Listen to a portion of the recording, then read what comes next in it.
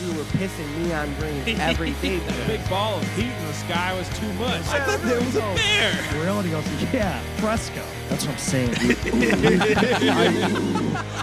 Hey, everybody. What's up, everybody? Welcome to StouryTime. StouryTime.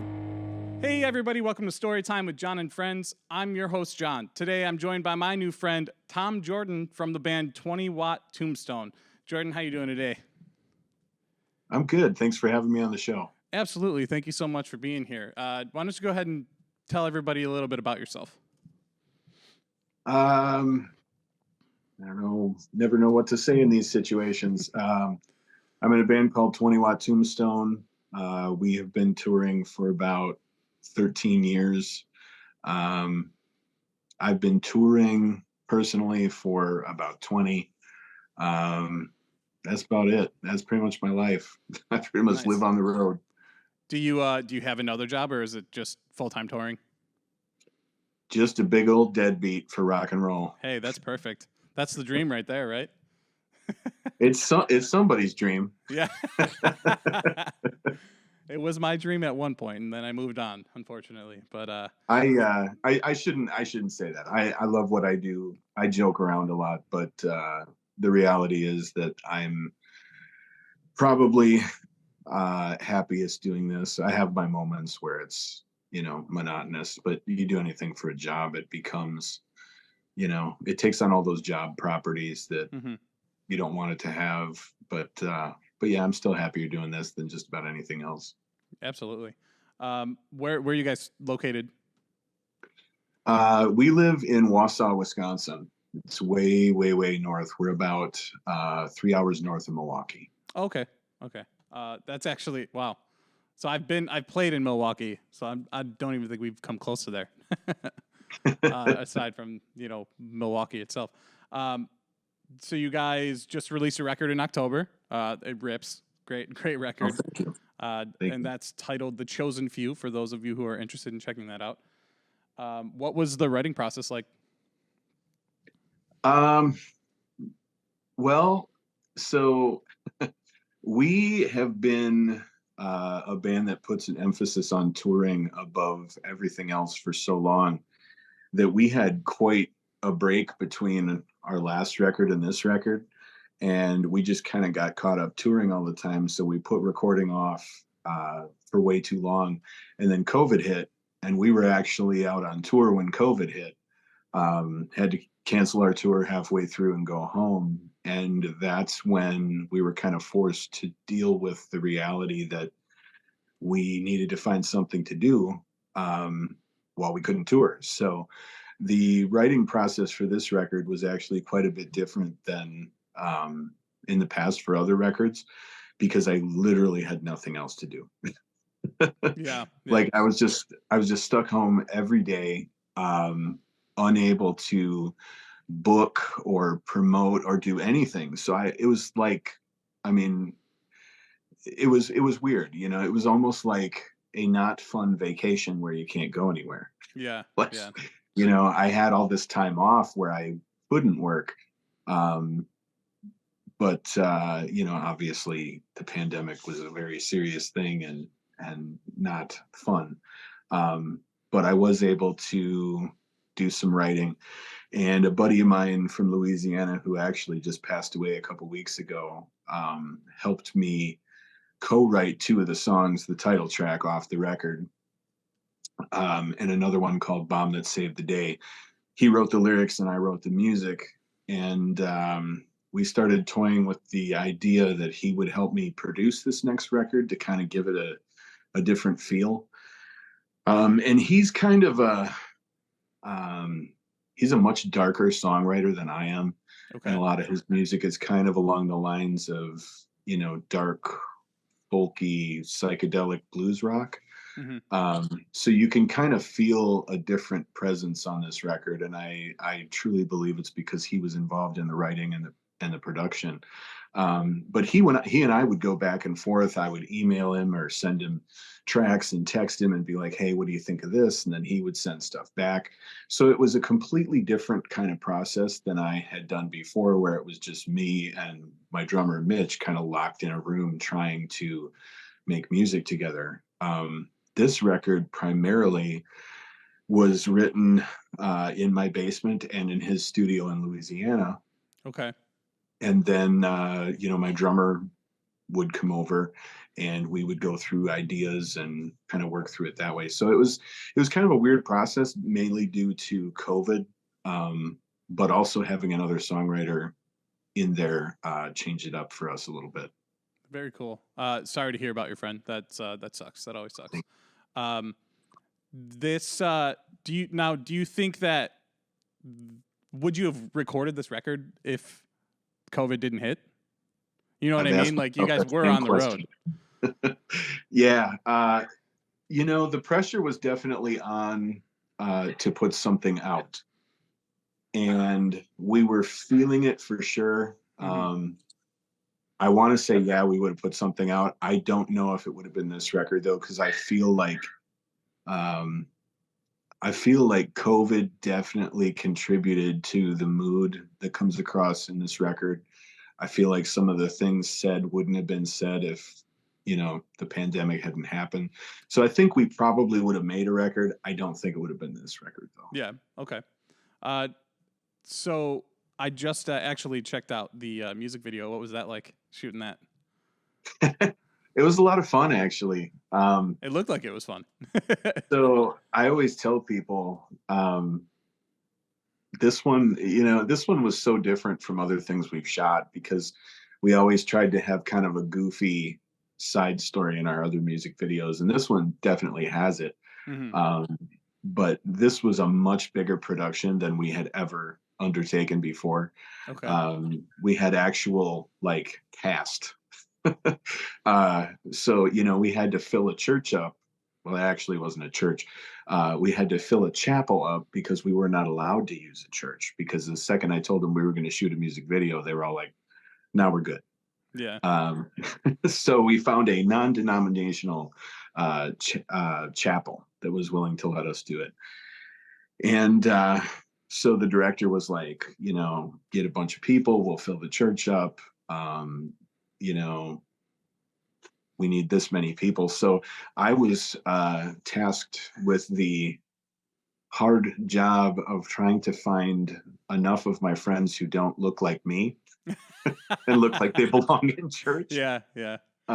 So that was oddly enough, that was the biggest challenge, was finding people who looked like they belonged in church, because all my friends, look like me with face tattoos, hand tattoos, right. Look like we don't belong in church. So it was tough, but I managed to put together a decent cast of people. I shouldn't say decent. We had an amazing cast of people. The cast really made this one awesome. But basically, I dressed up like a evangelist and screamed at people for 14 hours. While people made it rain. Oh, yeah. Yeah. It was a long, grueling day, too. That's the thing is I look back on it now and it's 3.5 minutes of, music. Yeah. But it was a 14-hour day shoot. You shot it all in one day?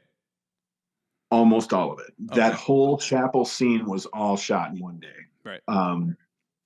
We wanted to get as much in that part in one day as we could, because we wanted the mood to be consistent. We wanted you to see the escalation, from the beginning to the end of the video. And basically, in the beginning, I'm a normal human being yelling at people in church, throwing money around. And then as the video, goes on, I transform into a demon and things get out of hand. But I can't lip sync at all. I look stupid when I do it. I've tried to do it and I just kind of look like. Yeah. So I've found that I have to actually sing the words, and I belt everything out. Yeah. So for this music video, I'm literally walking around all these people just screaming in their faces. And I'd apologize. I'd be like, man, I'm so sorry. Was I too loud? Did I grab you too hard? And they're all like, no. But yeah, the cast we had was just amazing. There was a few people that really, did so well with the parts we were given, and the director actually gave a lot of these people the opportunity to create their own backstory so they could come in, with a whole character thought out. And it just worked really well. Like there's a few shots where you see my buddy Bob, who's the guy with the big beard and the glasses and the bald head, and he just went berserk. Like he is not that guy in real life, but Right. like his character in the video, he just lost his mind, and it was fantastic.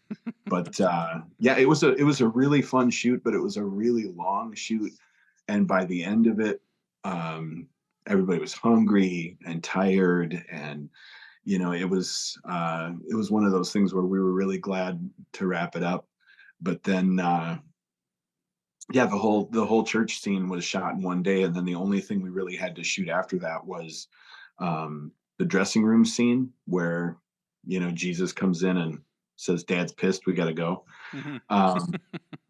That actually was really hard to put together because we couldn't find a fancy dressing room anywhere that fit. But finally we found a spot, and our Jesus guy that's in that with me lives in Milwaukee. So we got him up here from Milwaukee. We had him do the Jesus thing. We shot that part in about maybe 2 hours and we were done. But yeah, I'm real happy with how it turned out. The director's fantastic. Our cast was fantastic. It's the first music video I've ever done in my entire life where I walked away 100% happy with what I got.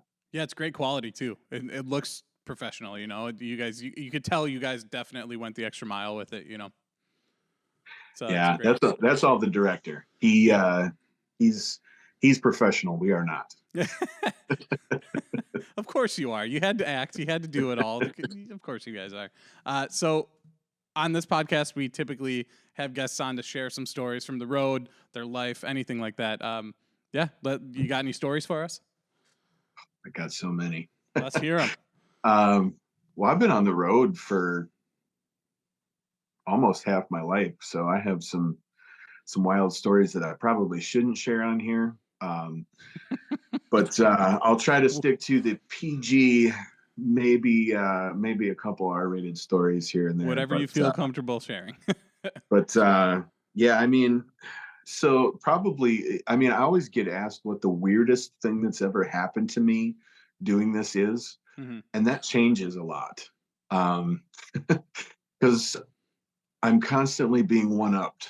I'll be like, man, that's the weirdest thing that ever happened. And then I keep touring and then something else happens. Right. But at this point, probably the weirdest thing that's ever happened to me, I was playing a show and we had a tip thing out, and this dude comes up and goes, "Well, I don't have any money, so I can't tip you, but I got this." And he pulls out this little black thing, like this big. And I used to joke around and challenge people if they could put something I never saw in my guitar case before, I'd give them a free sticker or something. We don't play that game anymore because it got weird. That turned out to be a bad idea. But anyway, yeah, so we're playing, and this guy comes up and goes, "I don't have any money, but I have this." And it was about that long, looked kind of long and skinny, and it was black. And I was like, "What's that?" And he goes, "It's my finger." What? No, he did not. Yeah, and I'm like, "Nah." I'm like, "That can't be real." No way. I said, "That's not real." And he goes, "Oh my God." and I went, "Okay, you are missing the appropriate appendages. That could win. very well be real." So he puts it in my guitar case, and I just was kind of like, whatever, that's probably not what it was. He's just messing with me. So after I'm done playing, I go talk to this guy, and he goes, "Yeah, man." He goes, "I was water skiing, and the rope got wrapped around my finger, and it yanked all the meat off." He goes, "When I got back to shore, I just had bones sticking out of there." He's like, "So I went to the doctor," and he goes, "I saved that part of my finger." and I'm just in awe because I'm like, who the hell saves their finger? What the hell, And man? and why am I the person to get this gift? What? 'Cause like I said, Challenge it's accepted, black. man. It's black, so it's been there for a while. Like he's been saving this for a Yeah. minute. Oh my God. And then to think that I'm the special person, he's like, you know what? Not this guy. Nope, that guy's the one. He's getting the finger. It just was so bizarre to me. But what made it even worse is so he puts it in my guitar case and I didn't want to touch it. So it just rolled around in my guitar case all summer long. And so our merch kid, he goes, you can't leave that roll around in there, man. That's gross. What the fuck? And I'm like, I don't want to touch it. So he gets out a little Coke baggie and he puts the finger in the baggie and he puts it back in my guitar case Oh my God. where it stayed. Uh, So then I started trying to get rid of it at shows. I'd be like, hey, everybody, do you perhaps need a finger to add to your collection? I have one in my guitar case. So people would come up and look at it and they'd be like, whoa, that's not real. Oh, maybe it is. So I kept trying to get rid of it. oh my God. And I had a whole pitch down. I'd be like, ladies and gentlemen, if you would like to tip, you can tip. Take away this wonderful finger. Nobody was biting for the longest time. Well, then we played this show, and this dude and his lady fought over it. Like he didn't want to take it home, and she did. She was Oh like, my "I God. want it," and he's like, "No way. That's bad karma. We're not taking a finger home." And he's like, "That guy gave you that finger for a reason, and if he dies, that's just I don't know, man. That's some spiritual shit I don't want to fuck with." And I'm like, you might be right, but I still want to get rid of it. Yeah, So they for didn't sure. take it. But then I had some dude and his lady were super into it. They're like, "Is it real? Is it real? We have a collection of weird oddities, and we want to add this to it." I'm like, Mhm. "Have at it. It's yours." Yeah. So they took it, and I shit you not. A couple nights later, I'm playing a show, and this dude runs up and goes, "Hey man, do you still have that finger?" And I'm like, oddly enough, no, I got rid of it. And he goes, he's like, man, the last time you were here, like you were talking about it, and I kind of was thinking about it, but then I was like, nah, but then I was like, man, I really want that finger. And I'm like, I had no idea this would be such a hot commodity for people. What's more fucked up So, about that too is he went home and thought about it for however right? long until you came back. Yeah. Oh my God. Like, that's the part that's crazy to me is like, there was all these people who didn't want it, obviously, because it's gross. But then you have these other people that are like, man, do you still have that? That's wild. That is like an unbelievable story. Dude just walks Right. up. Why was it flat? Was it just the skin? No, it was like it was all dry and like black and gross, but it looked like a little bean or something. Like it was gnarly. Did it still have the bone in it? Like Yeah. anything like? Oh, that's weird. I mean, I didn't give it a full-fledged exam, but it looked legit. Like one of my friends who has a PhD, he was explaining to me that the skin had lost its liquids and it had dried dehydrated. and turned black, and he's like, it'll actually almost fossilize. It'll be like a rock. Yeah. And that's kind of what it looked like. So, that is wild, man. But yeah, so that's probably my weirdest story. That's and I have a few of them, and that one's definitely at the top. But never thought it would go there, honestly. But that's wild, man. People yeah, are nuts. well, right, like you introduce alcohol and the possibilities are endless. Absolutely. And to be fair, you did throw out the challenge.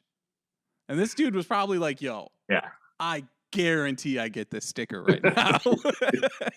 Well, yeah, and afterwards I was like, "Yep, we're not playing that game anymore." Dude, Like I rightfully used so. to, I used to just say like, "Don't put any fluids Mhm. in there." Ha ha ha. You know, I didn't think that anybody would actually put an No appendage body in there. parts. Oh, that's wild. Let's hear another one of the weird stories. Okay. Let me think here. So I don't know if this constitutes weird. I wouldn't say it's weird. Um, but can I talk about marijuana usage on here? Absolutely. Is that okay? Yeah. Okay. Can I swear even though I've already sworn a couple times? Whatever. Yeah, whatever you want to All do, right. man.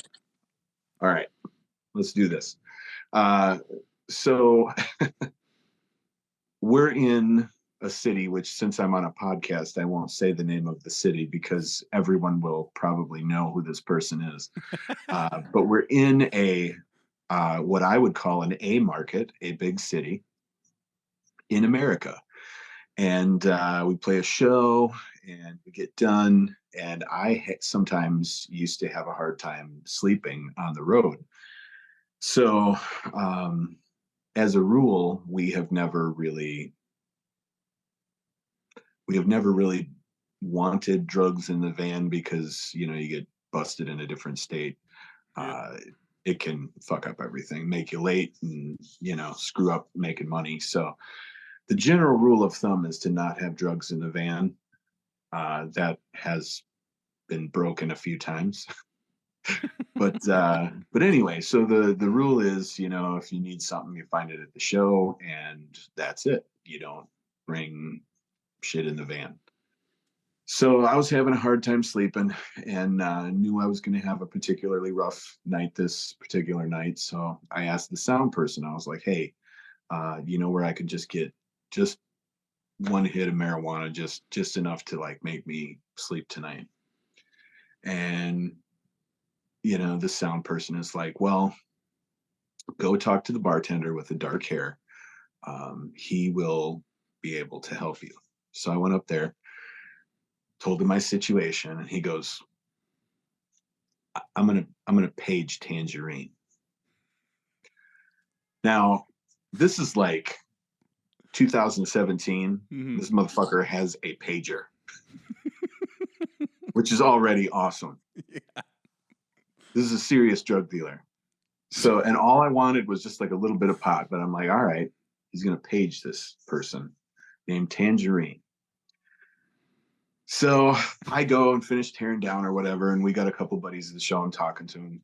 So he comes over to me and he goes, "Don't sweat it, man. Got you covered. Tangerine's going to be here in a little while." I'm like, "All right." He goes, "Give us 15, 20 minutes." Get loaded out to the van, kind of hanging around. And I just go up to the bar to kind of casually hang there because I don't know how to buy drugs in this city. Mhm. I don't want to look like I'm buying drugs. Like I already look like I'm trouble as it is. So I go to the bar and I just kind of hang out. And he comes over and he goes, "Hey, she just pulled in the parking lot. She'll be in like 5 minutes." Like, all right. So I'm sitting there and they had this beaded curtain that hung between the bar and where you walk back into like the coolers and stuff. Mhm. And this beaded curtain parts. And the biggest goddamn drag queen I've ever seen in my entire life steps out. It was like the most epic entrance you could possibly have. Like there needed to be music playing. It was hilarious. Uh, so she is decked out. Like she has the big long eyelashes, Mhm. skin tight dress, pearls, nails done, hair is huge. Uh, with heels, I'm guessing 7 feet tall. Wow. Like this was a massive human being. Just decked out, big ass heels, the whole thing, fishnets, the works. Like she put some work into her appearance to go out and sell drugs. Right. So at this point, I go, if that's not Tangerine, I am going to be so devastated. I need this to be her. So she comes up, she talks to the bartender, he points at me, she walks over, and I said, "Are you Tangerine?" And she goes, "Yeah. What do you need?" And I'm like, "Well, I just need like a little tiny bit of pot, just enough to sleep. And I'm like, if I gotta buy more, if you don't sell like a tiny amount, I'm willing to do it. I haven't slept well in the last 3 days. Like, whatever I got to do. And she says, and I quote, I don't have any pot, but I do have crystal meth. Oh my God. To which I say, not really what I'm looking for. That's not the same thing. Well, had I been wanting to clean my house, my neighbor's house, and jog around the block like 67 times, that would have been perfect. But that wasn't what I was looking for. So at this point, I don't know what to say. So I was just like, yeah, I'm going to pass. And then she seemed kind of irritated that I wasted her time. She was like, but yeah, so I never was actually able to buy pot that night because the only option that I had was to buy crystal meth, which clearly wouldn't have put me to sleep. But later we found out that this particular city, which will go unnamed, was experiencing a horrible drought, and you couldn't get pot anywhere, which we didn't know at the time. But yeah, so that's another story that I just think is kind of funny because it's like, of all the things you could offer me, like that's the alternative. Like, yeah, dude, that's the that's all you got? opposite of what you were looking for, something to make you sleepy, not fucking. Yeah, you're not looking for not speed. drive 16 hours. You know. Oh, that's funny. What was your first tour like? My first tour? Yeah. Like ever or with this band? Ever, yeah. Like your first tour experience, like what that made you want to keep doing this? Most people have like a pretty shitty experience as far as like, oh, no one showed up to the shows or van broke down or anything like that. I mean, I've definitely got some shitty experiences. The first tour, the first real tour, I'll say, because I had done what I call runs prior to this, but I'm totally one of those guys that's like, a week isn't a tour. I'm totally that guy. It gets me in a little bit of trouble once in a while, but like I don't see that as a tour. So like the first real tour I ever did was a month long, and it was booked by a booking agent, and it was actually really solid. It was like the shows were decent. The money was okay, but like there was still a lot of sleeping, at rest stops, sleeping in the van, Walmart parking lots, that whole thing, because that's unavoidable. Right. Especially early on. But like, our first tour as 20 Watt was like not bad. But like it was one of those things where it was like, it was grueling and a lot of stuff happened. We actually on that first tour we hit a turtle, a big ass turtle, like a tortoise, or yeah. So I should preface this by giving you some backstory. So my drummer at the time had a DUI, and he could not drive. So he just basically sat in the back seat like a little kid the whole tour and never had to drive. But so our merch person, this dude named Marcus, who used to be a freak show performer, he was with us at the time. He's a big, tall dude, handlebar mustache, all tatted up. He was driving, and I went in the back seat for the first time the entire tour to actually sleep. And my drummer, Mitch, went in the passenger side to be his co-pilot. And I was like, man, I'm in the back seat for the first time, going to get some sleep and rest. And we were just outside of Charleston, South Carolina. And I felt this big bang. And I hopped up and was like, what is that? They were both like, oh, we think we ran over a pothole. I'm like, okay, so I'll just go back to sleep. So I kind of laid down we stopped at a gas station in Ravenel, South Carolina, which, if you are ever there, a good thing to do there is to get the fuck out. The town sucks.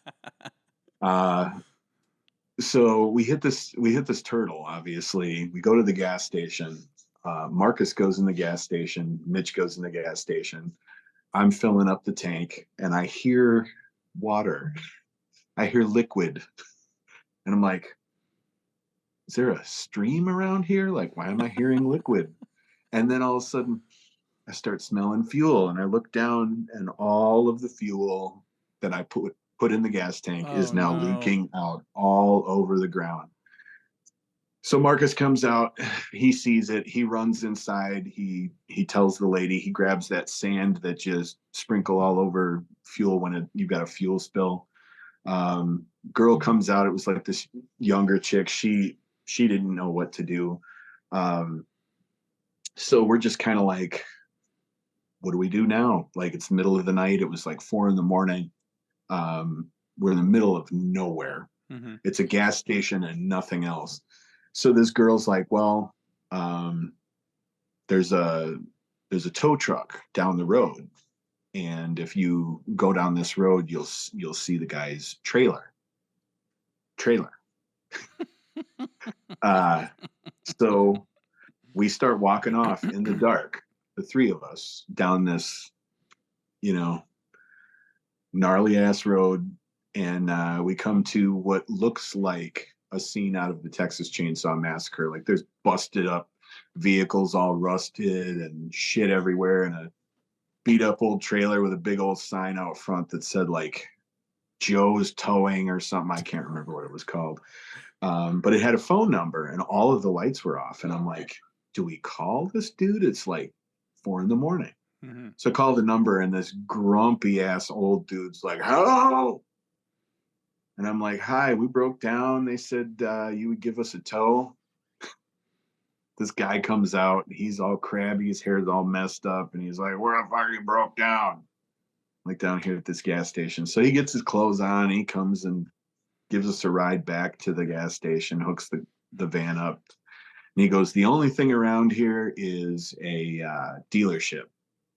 He's like, you're fucked. You got to take it to the dealership. So I'm like, all right. So he took us to the dealership, dropped the van off. We stayed at this motel, and this motel was just one of the worst I've ever stayed in. And there were people who lived at the motel, mm-hmm. and they weren't just like guests that were staying there. Like, they were fully moved in with their families and shit. So there was like almost like a hierarchy to this place. Like, we had like the Tony Soprano guy mm-hmm. that was there. We had the old lady, the mom, and we had the kids, and like this whole like almost family dynamic of these people who lived at this motel, who we are firmly convinced were selling drugs out of the motel, because we saw some really crazy shit go down. But yeah, so we had to stay there for 2 days, and then the dealership got our van fixed and got us on the road, and we made our load in Orlando just barely in time. But now when we drive through Ravenel, South Carolina, we give the sign the finger, because it was terrible. So how did you get a leak? Like, what happened? Did they say like what the problem was? Well, they said that it looked like we had hit something extremely hard, and it had torn a hole in the gas tank. After we kind of had thought about it, Marcus kind of said, well, there was this thing in the road that I thought might have been a turtle, but it might have been a rock. And I'm like, well, was it a turtle or a rock? And he goes, I think it was a turtle, man. He goes, it was way too big to be, anything but. So we think this turtle was trying to cross the road, and Marcus hit it. Yeah, and it just ripped it to shreds. Yeah. So, but the garage that was working on it, they kind of, when we told them we thought that might have been the possibility, they were like, that based on what we saw under there could very well be what it was. And we lucked out, like, they were talking $2,500 for a new gas tank at the time. And luckily a buddy of ours worked for an insurance company, and what he did for the insurance company was call around and find parts for, like, the insurance company. So he was able to find us $150 gas tank off of a different vehicle that was the same gas tank, but for a different vehicle. And he's like, yeah, man, go get it. And I'm like, how are we going to go get it, dude? Like, we have no van. Yeah. So I had to tell the garage to go get it. And they were like, well, we're going to have to charge you extra, and we're going to have to charge you this. So by the time it was all said and done, it cost us like $600 for a $150 gas tank. That's But a hell of a lot still cheaper than $2,500, though, you know? Exactly. Yeah. Exactly. So we got out of it pretty cheaply compared to the, alternative. Right. And yeah, it was not fun. I gotta ask, what did your friend that was the freak show performer, what did he do? Like, what was his performance? Everything weird that you can imagine. Like swallowing swords or like shit like that? So, well, I'll tell you a story. So we were on tour in Florida, and we played this place for a door deal, and there wasn't much money. The openers didn't really bring any people. At that point, we weren't drawing very well, so it was like 3 people to show. Door did almost nothing. So he got the bright idea in his head that he was going to go out on the sidewalk and do some performance stuff and make money.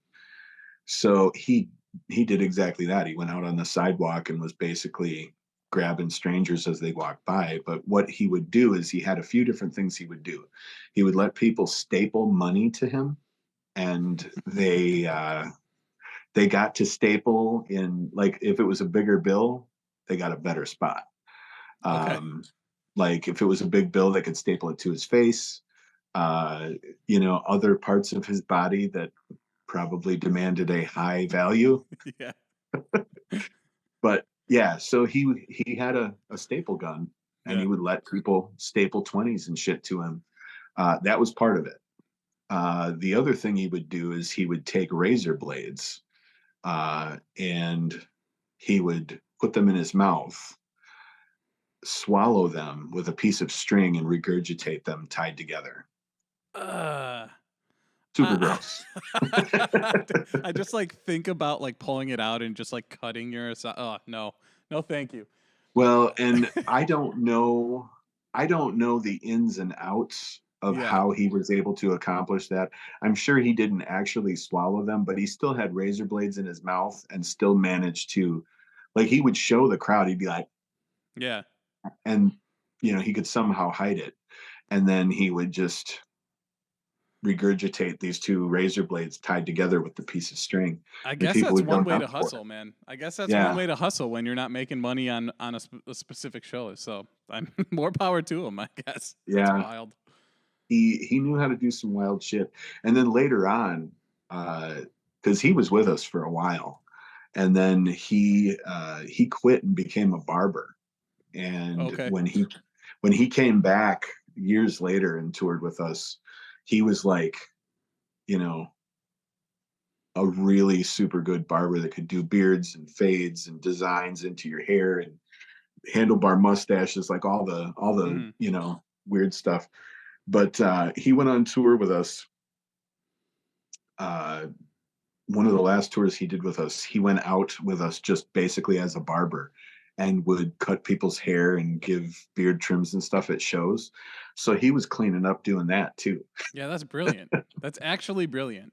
Wow. There's so many like untouched markets that could go on tours like that. That's so smart. Especially because in the moment too, like you said earlier, once you get alcohol involved, people will give you anything, including a finger. Yeah. Well, and when they would see him, he just looked cool. He had a great big handlebar mustache. Yeah. He looked like a barber out of, a lot of a cowboy movie. And so having your hair cut by a guy like that, I think when he looks the way he does, it's kind of the attitude like, well, I want to look like that. I want that guy to do something unique to me. And it worked really well. Like he was doing a lot of stuff at shows, and he would set up and he'd be done 20-30 minutes, and he'd have somebody else, Yeah. And so it was kind of a nice thing to have, because like right before the show, he'd be doing that, and there'd be people there that wanted that, and then they would stay for the show, and then people that were there for the show would go get, their beards and hair done too. So it was kind of a weird way to draw people, but it worked. Smart, very smart. What's it like performing as a two-piece? Like, do you guys have like, do you have like a bass rig with the pedals and everything to make it sound more full, or? No. I get people that ask me that all the time though, because they wonder where all the low end comes from. But honestly, my guitar rig is really simple. It's basically, when I stopped thinking like a guitar player and started thinking like a bass player, it changed how I played and how my rig was being built. And I stopped focusing on normal guitar player thinking stuff.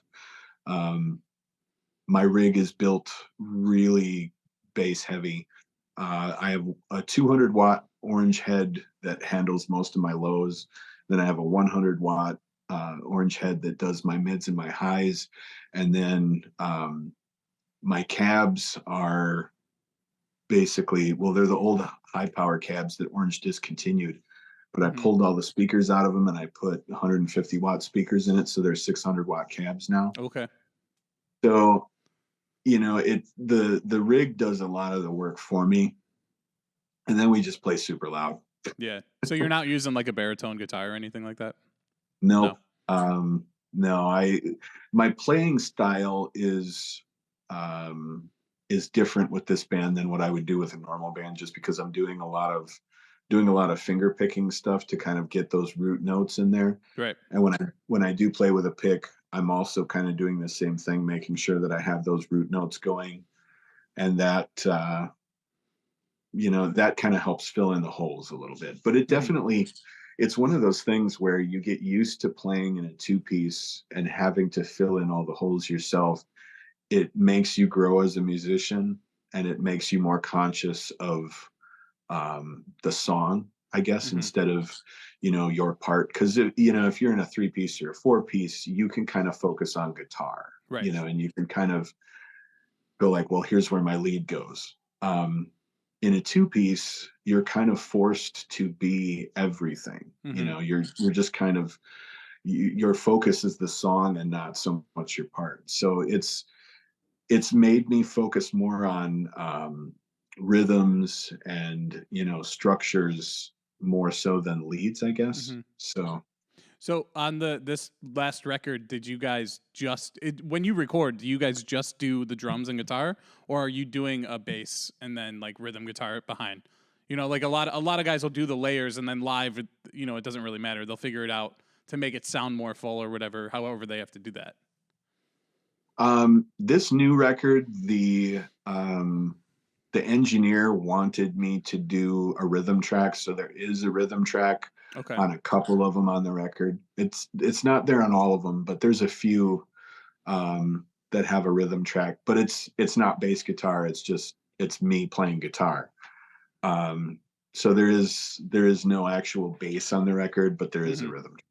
So you guys basically record the same way you would perform live, just so there's not like trying to figure out how to make things sound specific. We don't have synth in here because we're not playing. We don't have a synth player, kind of thing. Yeah, we try to, my attitude has always been like, you want the recording to be special because it's a recording, but you don't want to take so many liberties that the recording and the live show are so, different that the people who buy one are unhappy with the other. Right. You know what I mean? Like, with the recording, you want to take liberties. You want to do things because you're documenting your music, your art. You want it to be special. But if you go too far with that, I've seen some people where they're like, they'll have Hammond organ and violin and all this craziness. Right. And that's cool to a degree, And I don't fault anyone for doing that because it's their art and they should do it how they want. But for me, when I hear bands like that, I assume that when I get the live experience, I'm going to get something close to that. Mm-hmm. And so if it's not close to that, you know, even if it's good, sometimes it can be disappointing for the audience because they're Right. not getting, you know, the experience they thought they were. Yeah. So you guys So kind of have that mentality of like less is more for the most part. Yeah. for sure, you know, and with our style of music, I feel like it goes well, you know, with the idea of less is more because, you know, basically what we're doing is, I mean, it's rock and roll, but it's basically blues and rock mixed Yeah. together, Very riffy. you know, and Yeah. and blues is all about simplicity, so that's always been a big part of what we do. Right. Yeah. I had to go back to that because it kind of I wrote it down. I forgot to ask it earlier, so I was curious to see because as a drummer myself, like we were a 4-piece, and then there was a tour where we did 3-piece, and it just again, like you said, you have to kind of pick and choose parts, that Hmm. you may not be able to do, live because of that aspect of the recording. So I was just curious about that. But so back to touring. Do you have any like near death experiences or anything like that? Oh God, yeah. Let's hear them. Oh man. Oh, where do I begin? Well, there's a couple I can probably talk about. So we had a guy pull a gun on us. Well, he didn't pull it on me. Um, Marcus, our merch guy I was just talking about, was out in the parking lot.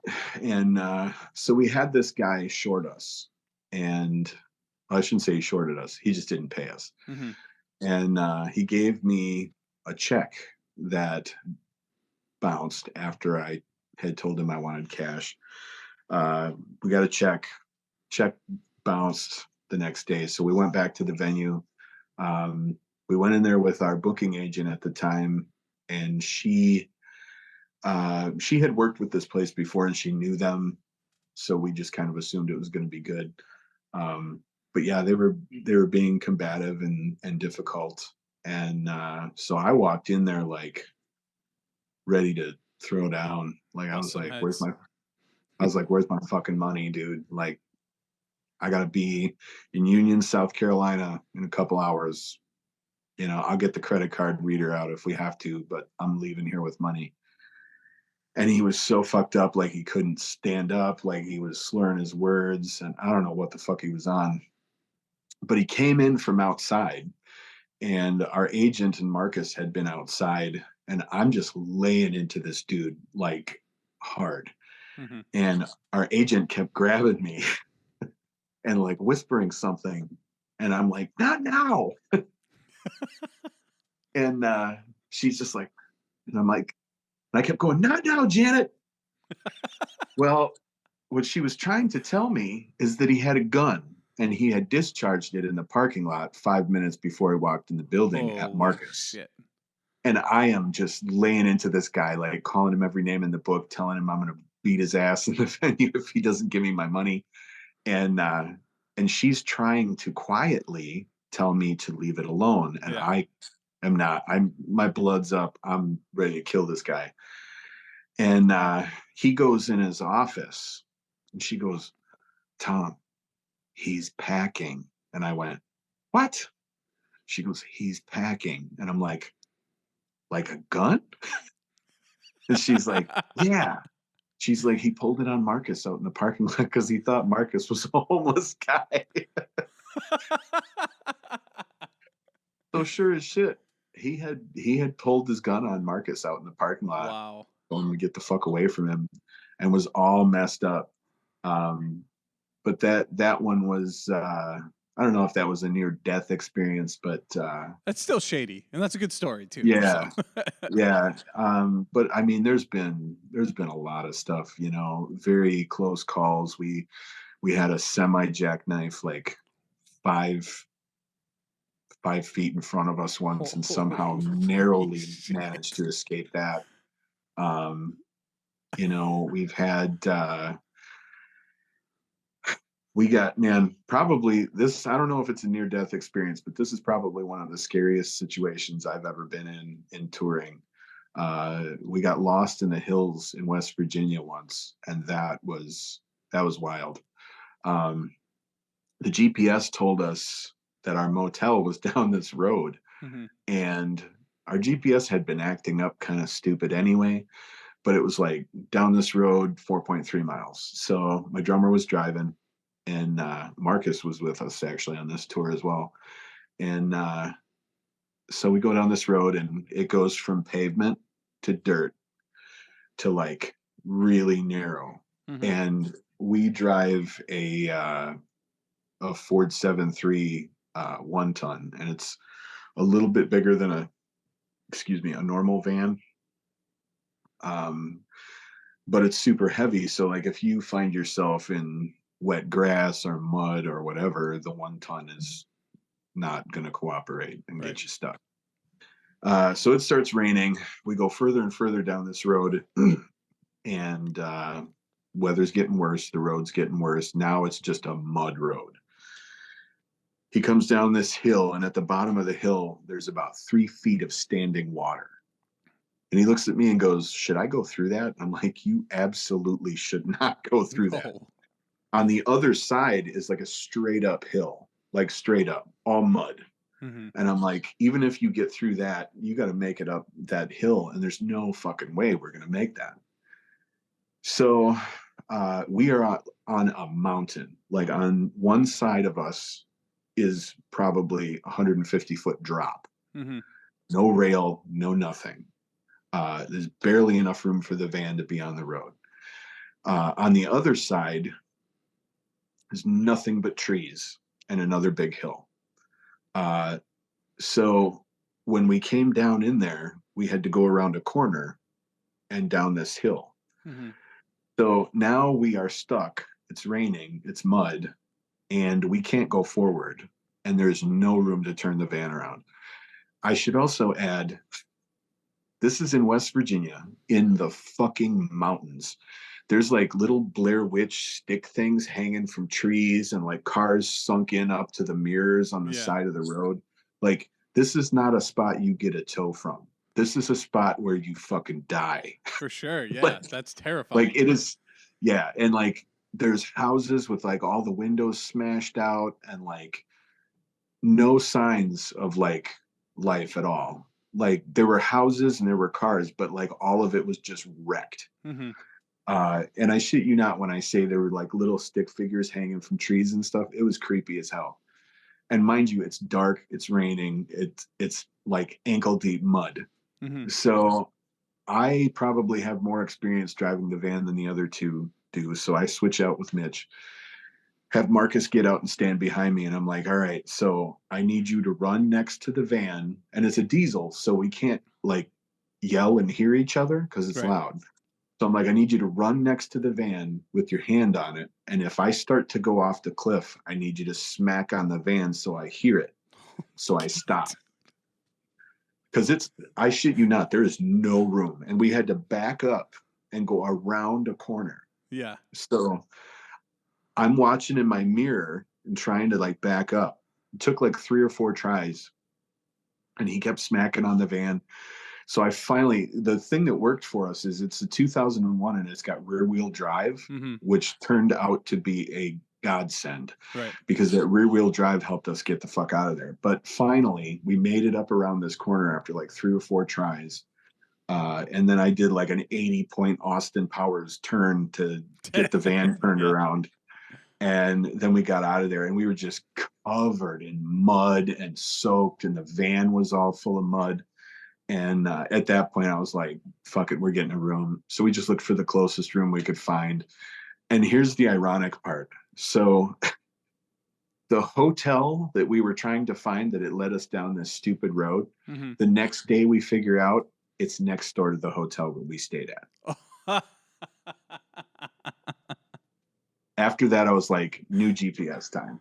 Yeah, that's like So- that's like the Office episode where they drive into the lake. I don't know if you watch The Office, but they're like, I'm listening to the GPS, and then Michael Scott drives into the lake, and Dwight's like, "What are you doing?" And he's like, "It told me to turn here." Yeah, those darn GPSs, man. Sometimes if they're not updated, they can take you on some wild trips. That's for sure. Yeah, that's crazy. That is a crazy trip for sure. Do you have like any crazy breakdown stories? Honestly, our van is fantastic. Like in the 10 years we've had this diesel that we've been using, I think we've had 2 breakdowns ever. Like it's awesome. And you said this was a 2001? Yeah. Wow. 370,000 miles on it. It still works. Hey, I worked at a car dealership, and there were cars that were coming in with that many miles on it, and they still could have gone for another 300,000. If you take care of it, no issues. Yeah. Well, diesel is the way to go, man. Like a lot of people gave us grief about it because they're like, "Oh, you live in Wisconsin. It's gonna get cold and gel up." And I tell you what, that thing runs better than any gas engine I've ever had. Just got to heat the coils, man. Yeah. I mean, well, and it's got a block heater built into it. So you plug it in the wintertime and it fires right up. Hell yeah. That's great. What's your guy? What is there like a record that you listen to every tour? Like if you're going on a late night drive, is there a record you throw in no matter what? Oh boy. We have a slightly weird, eclectic playlist, I guess you could say.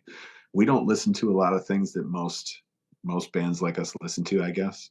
But for me, I don't think there's any better road music than Waylon Jennings.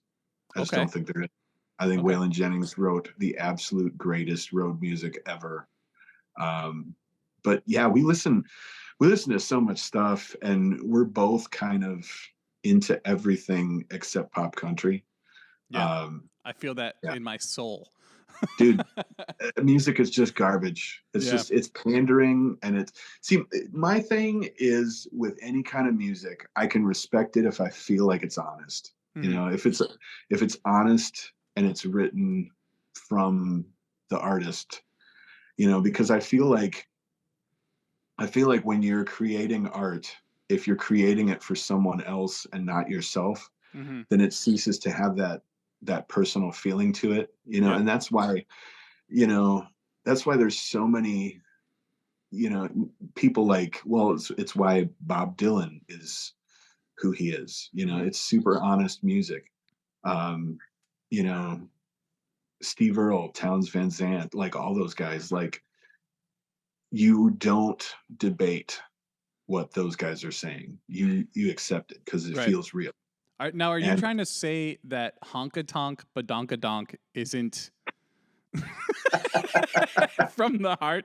Because I don't think so. I think some people is. might disagree with you, sir. So I guess my big problem with pop country is it feels like it is written for other people to like. Like, I want you to like this, so I'm going to write about all the things that commercial pop music thinks is cool, and I'm going to put all of these little things into one song and I'm going to throw it at you.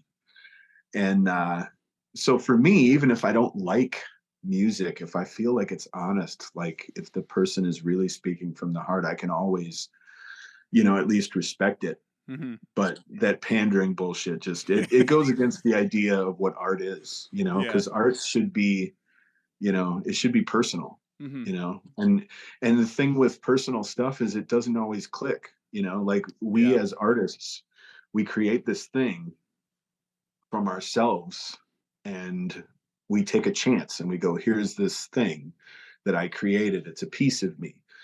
And more often than not, somebody won't get it, right? And that's okay. You know, we do the next thing, we make another piece of ourselves, we create this art and we go, here it is.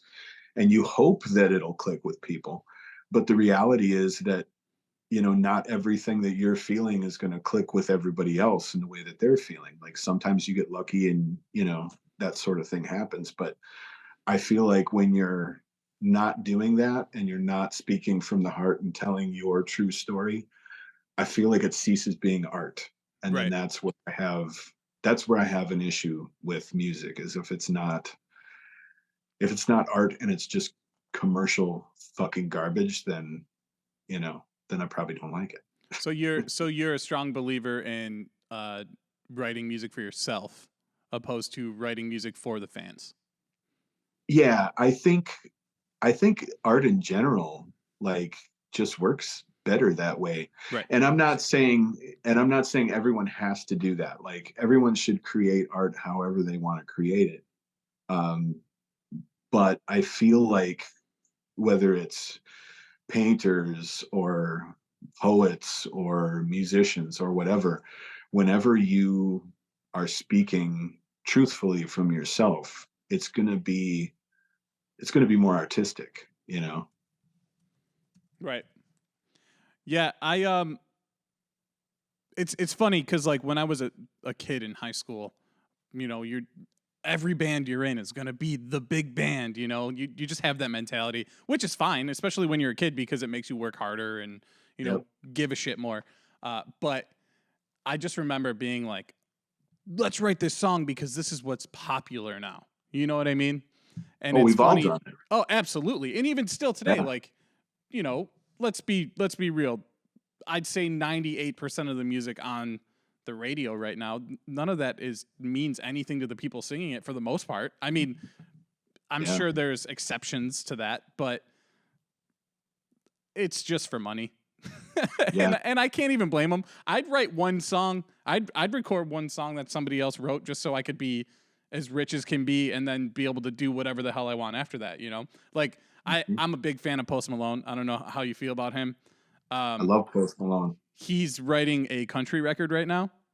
Yeah. And he released like a clip of it. And I agree with you. I cannot stand pop country, but the song is catchy as hell. It really is. And I will give it a listen. I don't know that I'll love it, but again, like, we'll see, Well, yeah. And I mean, the thing with him too is he also has a label pushing him to do certain things. And I know from seeing interviews and stuff like that, like he did a video with Dwight Yoakam's band. Yeah. Like, he clearly respects traditional and outlaw country. Yeah. So whatever he makes, it's whatever. But I feel like as an artist, he does tend to say some kind of cool, profound things that seem to be from his heart. Yeah, he's So. just a sad boy. You know what I mean? He's an emo kid that grew up and started Yeah. he cashed in on the R&B hip hop type feel, with the auto tune, but he's just a sad boy. And he's a good guitar player too. Yeah. Yeah, he is. He was on, I don't know if you've heard the song. What's the dude's name? Something Khan. There's a folk artist. It's escaping my mind right now. But so he's on the song called I Dial Drunk, and it's just like, he does like a verse and then finishes with the chorus or whatever. And it is so good, but that was the moment where he was like, maybe I'll write a folk record or a country record, because it was so good. But yeah, I kind of got sidetracked there. Sorry, but It's all good. So favorite, do you have like a favorite city that you play in? I don't think I have one. No. I would say, I mean, Austin's always fun. Charlotte's usually pretty fun. Do you guys have more of like a southern fan base? Just because it feels like that would be more of the fan base that you guys, for that style of music. We're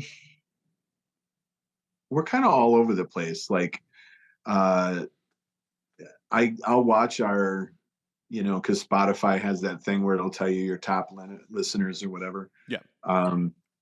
Ours kind of switches up every once in a while, but it seems like LA is really big for us, Austin, Chicago, Indianapolis, Charlotte. So we're kind of all over the place, but we definitely go over well in the South. Yeah. It definitely tends to work down there. But I mean, you know, we're Midwest boys, so I mean, Right. the Midwest loves us. Yeah, that makes sense. Have you guys done any overseas dates, anything like that? Yeah, we haven't in a while, but actually, one of the stories I was going to tell was about Europe. How much time we got? As much as you want, man. Okay. Whenever you got to go, that's fine. All right. Let's hear it. I'll tell you this story because this is probably the funniest one out of anything that I could possibly tell you. So in 2019, we went over and did Netherlands, France, Germany,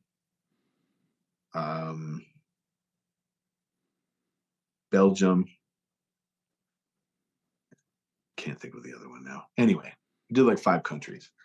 And over there, everything is super small. So it's like 3-hour drive, you're in another country. But anyway, so we had this tour manager, and his name is Ozzy Vanderloo. That's a great name.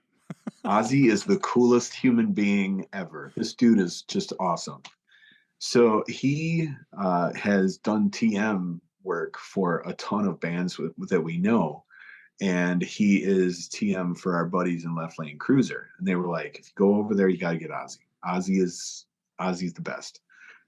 So we're like, okay. So we had been friends on Facebook for years before we went over there. So we felt like we knew the guy. Mm-hmm. So we were really concerned that his sense of humor, being European, would not match up with ours because we are dirty, gross Americans. That was not the case. Ozzy has an amazing sense of humor, and his English is fucking awesome. He cursed like a sailor in 5 languages, and it's awesome. But yeah, so he was the driver, he was the merch guy, he hauled gear, he handled everything. Like we didn't have to do anything really. So he's super sweet. He's a great guy, and he's a bulldog. So I mean, he's on top of stuff. But so Mitch and I have a game that we play because we are mature adults, and it is called the Butthole Game. I'm listening. Now, mind you, I am a mature adult who pays his bills on time and does lots of other adult type things. So when I go on tour, I have to have some kind of infantile, stupid behavior thing to do. So for years, the object of the game was that you try to get the other person to look at your butt. You trick the other person into it, kind of like the movie Waiting, but far worse. And we did this for years to each other. Years. Our merch guys, us, like, but here's the thing. So Mitch and I are so good at this game now. We can't be gotten. Mm-hmm. You just straight up can't. We can't get each other because we know. After 13 years on the road together, doing this to each other, like if he says, "Hey Tom, have you seen this bug in here?" I know it's a trick. Mm-hmm. Or, "Hey, did you see this painting?" "Hey, where's my phone?" Stuff like that. Yeah. We know better. Now, Ozzy doesn't know this game. And he's a European gentleman who has probably never played this game because he is an adult and lives a normal life. So we decide 2 days in that we are going to play this game with Ozzy, whether he likes it or not. So we proceed to do things like, "Hey, Ozzy, did you see this?" Or, "Ozzy, hey, where's the bathroom?" Every chance we get, we'll ask Ozzy a question. He'll turn and look, and we will show him our butts. There was one time where I was like, "Is that a bat up in the ceiling over there?" And he goes, "Where?" And I showed him my butt. We did this probably a dozen times a day, every day for 2.5 weeks. That's awesome. Now, in the beginning, he was like, "Oh, you fuckers. Yeah. You guys." And then about halfway through, he was like, I'm going to get you guys. Someday I'm going to get you. By the end of it, he was starting to get desperate. Like he was like pissed off, like angry that he couldn't get us. Because he'd be like, hey guys, did you see what's in the car outside? And we'd be like, yeah, it's not going to work. Hey guys, look out the window. There's a bird. And we'd be like, nah, man, you got to do better than that. Like he was trying, but he couldn't do it. So like the very last show of the tour, we were in Germany. We played this festival called Raudauk, and we get to our hotel or whatever, and he was getting real desperate, and he couldn't get us. So he's in the bathroom, and he just jumps out of the bathroom, completely bare ass naked, head to toe, jumps out and spreads his butt cheeks and goes, "Fuck you guys, I got you." Like, okay, we'll give you that one. Tip of the cap, sir. Gotcha. That's great. But yeah, so yeah, we introduced our American culture to our European TM, and then we told him, we're like, your job now is to pass this on. Like you have to pass this game on to the next band you TM for. And he goes, no, I'm not doing that. That's hilarious, man. We when we would tour, we played this game. Same thing where like you got to be stupid on tour. You got to be childish at times. And we played this game called the Sandwich Game. I don't know if you ever heard of this. It's the worst game in the world. I hate it. It's not funny. It's just stupid. But if say you're holding like any form of food or drink in your hand, and I go, "Hey, how's that sandwich?" And if you didn't respond with, "This is not a sandwich," then now it's a sandwich, and if you put it down at any point in time, I can punch it. And like when we punch it, you'd punch it and it would be gone. It would just disappear because of how hard you punched it. So we would do that, and it was just the worst because, somebody would get you and you're like, all right, I'm going to get you back. But then inevitably you overdo it and spill someone's drink all over the place. And shit, you're in a Chick-fil-A and there's fucking chicken flying all over. It was, yeah. But there's a new game for you. There's like all these rules for it too. It's like if you have like a hot dog and the bun breaks, a hot dog is not a sandwich. But if the bun breaks, that hinge, now it's a sandwich. So technically, if it's an actual sandwich, like it's just a whole thing, whatever. you gotta break the monotony up sometimes. You have to. It's we for years our other thing that we did, so we would haze our merch guys. Like when we'd get a new merch guy, like every new merch guy had to go through what we would call the list. Okay. And the list was terrible, but it would change over the years. Like when we first started out, it was only like 12 or 13 things. And by the time we retired the list, it was up to like 35 things. But what it would be is it would be like, you have to go in a restaurant that doesn't serve bean dip and ask them how their bean dip is. You have to go in a grocery store and buy a banana, condoms, and a pack of gum. And they'll just wait. And then tell the cashier, you have to go to a girl. You have to tell the girl that your partner wants you to try new things. Another one was you have to go in a Love's bathroom, truck stop, and sing the song of your choice for 30 seconds.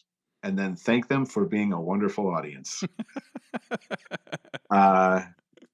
One of the other ones was you have to go 5 days without a shower. And a lot of the things were just like trying to acclimate them in a funny way to what we do. Like, Don't shower for 5 days. Don't shave for the entire tour. Take 5 selfies from, a truck stop bathroom. Eat the hottest chicken in Nashville. Stuff like that. Stuff that we just kind of felt like was a good way to experience some of the more fun stuff of tour and get some of the dirty, gross, nasty stuff out of the way. But then some of it was just to haze them and be funny. But So my mother asked me, she's like, well, why don't they just say no? And I'm like, because we don't pay them if they don't complete the list. That's totally And fair. my mom goes, you seriously don't pay them if they don't do it? And I said, well, we've never had anybody not do it. But yeah, I tell them they're not getting paid unless they do it. And the thing is, it became a thing for years. Like every new merch guy we would have to complete this list. And some of it, like I said, was embarrassing, stupid stuff. But some of it was just, you know, meeting certain people that we had met on the road, you know, eating food from certain places. We had a merch guy who we live streamed him getting an ass tattoo because we used to leave 2 spots on the list that were blank. And you could either do the whole list, or you could either do the whole list and skip the 2 blank things, or you could take a risk and take those 2 and omit 2 other things from the list. So like if you didn't want to do the singing in the bathroom thing, you could omit that, but then you had to do one of the mystery question ones. So for one of the mystery ones, we were in Melbourne, Florida, and our merch guy at the time, he was a decent enough dude, but he was having trouble adjusting to the road. And so we're at the show, and he was kind of, I don't know, he was kind of being difficult that day. And I said, hey, everybody, if he sells $600 worth of merch tonight, he's getting an ass tattoo. And I was joking when I said it, but the dude from the opening band was actually a tattoo artist, and he's like, I'll do it tomorrow. That's amazing. And I'm like, oh, sold American. So our merch guy steps out from behind the booth, and he's like, no, So I reminded him later, I'm like, you passed on 2 things from the list, so if you want to get paid, you gotta do this. Yeah. And in my mind, I was like, I'm not gonna make him get the tattoo. This could be going a little far. But like, I was also doing 150 shows a year on the road, and like was not thinking like a normal human being most of the time, drinking too much time on the road. Like, so my vindictive side was a little more apparent in these situations than it probably should have been. But I was like, you know, if he really doesn't want to do it, maybe I won't make him do it. Well, so then he's like, well, I was thinking, maybe I'll get this for a tattoo, or maybe I'll get this. And I'm like, oh no, motherfucker, you don't get to pick. I get to pick your tattoo. Oh, well, that sucks. Well, he had a really good night on merch, and we sold over $600. And so he was happy because he got a good commission and he got a free tattoo. So we picked out a tattoo, and it says 20 Watt Tombstone, and it's a heart-shaped tombstone with a cat on top of it. It says, I love 20 Watt, and it's That's on his amazing. ass. Is there a picture of that anywhere? Yes. On our Instagram, there's a picture of it. Okay, I'm gonna have to put that into this episode. I live streamed his ass tattoo. Yeah, that's hilarious, man. Like, we live streamed the whole thing. And when we were in Nashville, we took him to Bolton's Hot Chicken and made him eat their hottest chicken. And we live streamed that too. And this dude, he kind of was like, he's like, oh, that's not that bad. And the cook heard him. So the cook's like, oh, I got something for you. So he went and he just like dipped it in hot sauce and rolled it in that spicy ass rub, and then brought it back and goes, there you go, now eat that one. I'm like, that's what you get for talking shit, man. Yeah, that's what you get. But yeah, we used to put our merch guys through hell, and we stopped a few years before COVID just because touring, we were out too much, and our personal lives were kind of, you know, not doing the best. Like, my relationship with my now wife wasn't great then. My drummer, his relationship was kind of falling apart. We were out too much. We were just getting too out there. Yeah. And so we made a decision after 2017 that we were going to dial things back and take things a little more seriously. And I'm glad we did, because it definitely saved my relationship, and I ended up, marrying my now wife. But she was pretty fed up at the time, just because it was, how it is. You're out on tour enough, and you just get further and further away. It's like you have this world that's separate from the real world. Yeah. And the more you do it, it's like you just float further and further away from reality, and this becomes your microcosm, like your entire world. And it's easy to get sidetracked with your current state of being on the road and just forget about all the responsibility and other stuff. And that's kind of where we were. We got to the point where we were not being good people. And so we had to make some changes. And then we did away with the list because, we felt like we were being assholes, which we probably were. That's fair. I mean, it sounds like it was all fun and games, but I mean, you never know with how people take things. But I understand that. That was very mature of you guys to make that decision. We used to do this thing, play this game called Odds. Have you heard of that? Mm. It's similar to the list, but it's not a list. It's like, I could see something and I say, hey, Tom, what are the odds you'll chug that bottle of hot sauce? And you can pick any number, 1 out of 1,000,000, 1 out of 10, whatever. You pick your number, somebody counts down from 3, we both say a number. If I pick the same number as you, you have to do it. So and it's not like things are like, holy shit, that's really fucked up or anything, but it's usually like pretty fun things. Like one time our guitarist, I don't remember what he picked, but I said, what are the odds? Those like the candy like goo?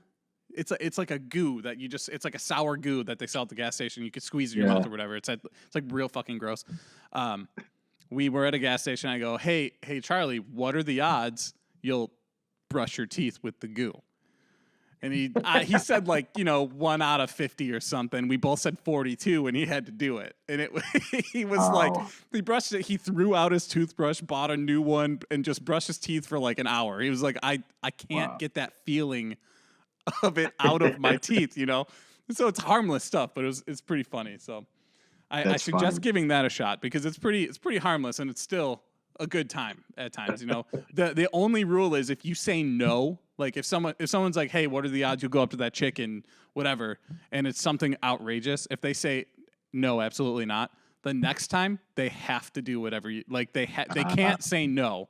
They have to play. They don't have to do it unless you hit the number, but they have to play the game. Okay. Yeah. But is there any other stories that you want to share before we start to wind down here? It's up to you. Not you really. I am writing a book though, and I will have 13 years of tour stories in that as well. I started writing it in 2020, and I have to finish it up. But if you or anyone else is interested in hearing lots of dumb stories from the road, I'm hoping to release that later this year or next year. One of my buddies is an author, and he talked me into writing down all my dumb stories. So do you have like a publisher and everything for that already? Sort of. I'm doing the kind of generic thing through Amazon, doing it that way. But very cool. That's awesome. Okay, well, it's been a blast having you on here. I appreciate you coming on. If you have anything to promote, now would be the time. Not really. We're going on tour April 5th.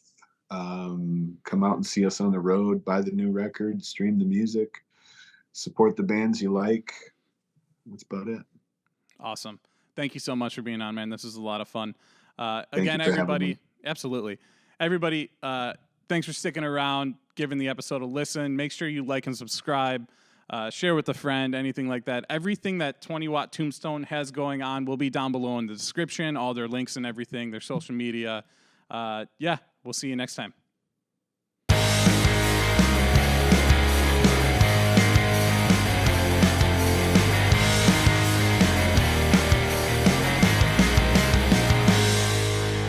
Bye, bitch.